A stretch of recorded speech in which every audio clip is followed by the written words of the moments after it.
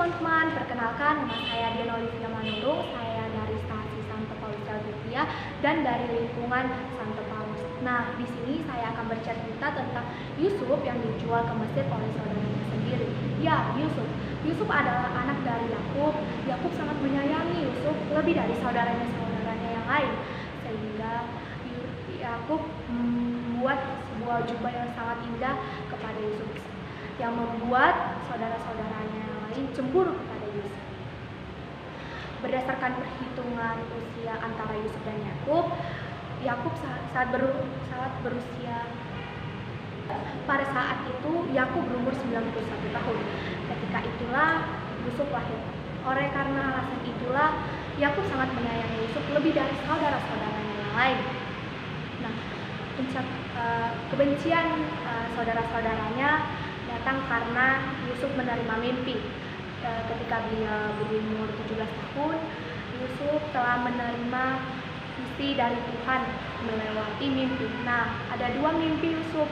Yang pertama mimpinya tentang berkas-berkas gandum miliknya, lalu datanglah berkas-berkas gandum milik saudaranya yang sujud menyembah Yusuf. Nah, yang kedua tentang matahari, bulan, dan ke-11 bintang yang sujud menyembah Yusuf. Puncak dari kebencian saudara-saudaranya ialah saat ayahnya menyuruh Yusuf untuk mengembala kambing domba. Lalu setelah itu bertemulah Yusuf dengan saudara-saudaranya. Lalu saudara-saudaranya memasukkan Yusuf ke dalam sumur yang kering dan menjual Yusuf ke orang Ismail untuk dibawa ke Mesir dan dijadikan budak. Saat di Mesir, Yusuf dibeli oleh seorang perwira yang bernama Potifar. Yusuf diberkati oleh Tuhan. Yusuf menjadi kesayangan dan diberi kepercayaan untuk menjaga rumah tersebut. Namun itu bukan berarti Yusuf di rumah Potifar tanpa masalah. Ia difitnah oleh istri Potifar karena Yusuf tidak mau bersama istri Potifar.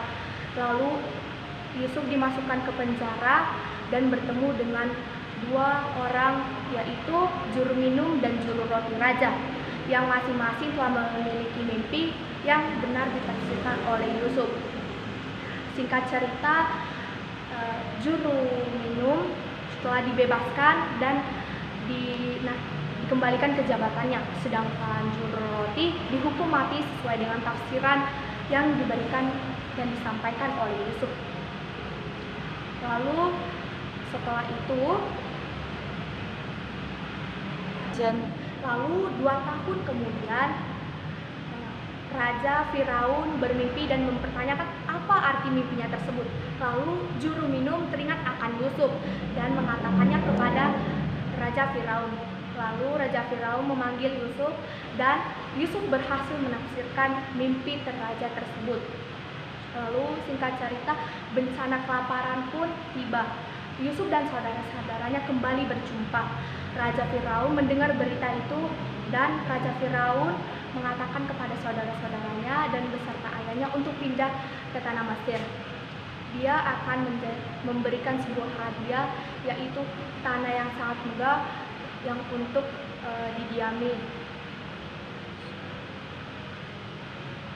didiami oleh saudara-saudaranya Yusuf dan ayahnya. Lalu saudara-saudaranya Yusuf melihat ayahnya telah meninggal. Lalu berkatalah mereka, boleh saja Yusuf akan mendendam dan membalaskan segala kejahatan yang kita perbuat kepadanya. Sebab itu mereka menyampaikan pesan ini kepada Yusuf. Sebelum ayahnya mati, ia telah berpesan, beginilah yang harus kamu katakan kepada Yusuf. Kiranya kau ampunilah kesalahan saudara-saudaramu dan dosa yang mereka telah perbuat, sebab mereka lebih jahat dari. Lalu ketika Yusuf mendengar perkataan itu, menangislah dia. Lalu saudara-saudaranya datang dan bersujud kepadanya, lalu berkata, kami datang untuk menjadi budakmu. Lalu Yusuf pun berkata, jangan takut, sebab aku inikah pengganti Allah. Kamu memang telah mereka-rekakan kejahatanmu kepadaku, tetapi Allah telah mereka-rekakan kebaikanmu.